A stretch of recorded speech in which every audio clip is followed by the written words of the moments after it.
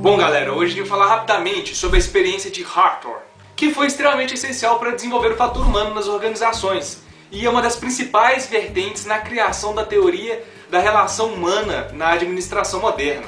Em 1927, em Chicago, nos Estados Unidos, na fábrica de Hawthorne, da Western Electric Company, foi dada uma experiência coordenada por esse cara aqui, o psicopatologista e sociólogo Welton Mayo. A experiência tinha por finalidade avaliar a correlação entre iluminação e eficiência dos funcionários e os efeitos das condições de trabalho sobre o funcionário. E posteriormente essa pesquisa se estendeu para estudar fadiga dos funcionários, acidentes no trabalho, rotatividade de pessoal. Essa experiência foi dividida em 4 partes. Vamos analisar a primeira. Nessa primeira fase eles queriam analisar o efeito da iluminação com o rendimento dos funcionários. Foram escolhidos 2 grupos. Esses 2 grupos tinham características idênticas. Porém, o primeiro grupo ele trabalhava sobre formas variadas de intensidade de iluminação, enquanto o segundo grupo trabalhava de forma constante com a iluminação constante. Grupo com intensidade de luz variável e grupo com intensidade de luz constante. Eles compararam os 2 grupos. A conclusão dessa primeira fase é que não tinha correlação direta das variáveis introduzidas nessa experiência. Porém, eles descobriram que havia uma variável diferente, que eles não tinham prestado atenção ainda. E essa nova variável que os pesquisadores descobriram era o fator psicológico. Os funcionários achavam que deviam produzir mais quando a intensidade da luz aumentava ou diminuía. Foi comprovado então que o fator psicológico influencia no fator fisiológico dos funcionários. Ou seja, a eficiência dos funcionários é afetada pela condição psicológica deles. Bem, agora a gente vai para a segunda fase da experiência. Essa segunda fase ocorreu em 1927. Ela foi mais ou menos do mesmo parâmetro da segunda. O primeiro grupo, que foi um grupo experimental, e esse grupo ficava sujeito a mudanças de condições de trabalho a qualquer momento. E paralelo ao grupo experimental, foi criado o grupo de controle, que ficava também numa sala separada, porém eles trabalhavam sobre condições constantes. Nos 2 grupos, o ambiente de trabalho era igual. Além de tudo, eles tinham também um supervisor para controlar e um observador, que permanecia na sala e tentava assegurar o espírito de cooperação entre os funcionários. Nessa segunda fase, nós tivemos 12 períodos distintos. Bom, durante esse período aí, os pesquisadores começaram a fazer diversas alterações nas condições de trabalho. A conclusão dessa segunda fase foi que os funcionários que trabalhavam na sala de teste gostavam de trabalhar na sala de teste porque achavam divertido, saía da rotina. A supervisão na sala era mais branda, dava mais liberdade para eles conversarem entre si e tirava um pouco da ansiedade, da pressão que eles tinham quando trabalhavam sob uma supervisão opressora.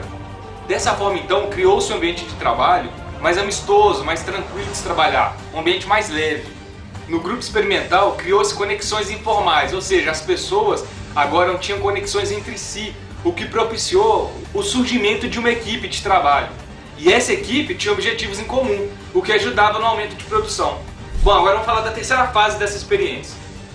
Bom, para entender melhor a diferença de atitude entre o grupo experimental e o grupo de controle, os pesquisadores então começaram a fazer diversas entrevistas entre as moças, para observar a relação humana entre elas.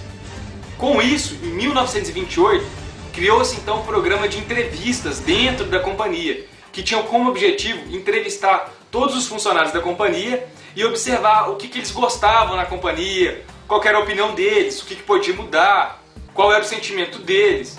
Pra você ter uma ideia, entre 1928 e 1930 foram entrevistados mais de 21 mil funcionários. Como resultado dessa terceira fase, os pesquisadores então observaram que existia uma rede informal em que os funcionários se autoprotegiam. E assim, para estudar esse fenômeno, os funcionários foram então para a 4ª fase da experiência. Bem, nessa fase eles usavam de novo um grupo experimental.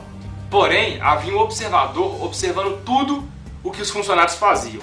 O observador conseguiu constatar que havia uma rede informal entre os trabalhadores e que essa rede informal influenciava o comportamento de cada operador dentro daquela sala. Por exemplo, quando o grupo achava que já produzia o suficiente, todos do grupo resolviam diminuir a sua capacidade de produção. E o funcionário que produzisse mais ou menos da quantidade estipulada pelo próprio grupo levava a punição do próprio grupo. Essa 4ª fase permitiu o estudo da organização informal dos funcionários e da organização formal da fábrica. Em 1932, então, a operação de Hawthorne foi suspensa por motivos financeiros. E a conclusão geral disso tudo é que conexões entre pessoas e os grupos sociais influenciam diretamente no trabalho que vai ser executado. As pessoas não são simples robôs que são programadas para executar uma tarefa. O trabalhador se apoia no grupo, ele age ou reage mediante ao grupo.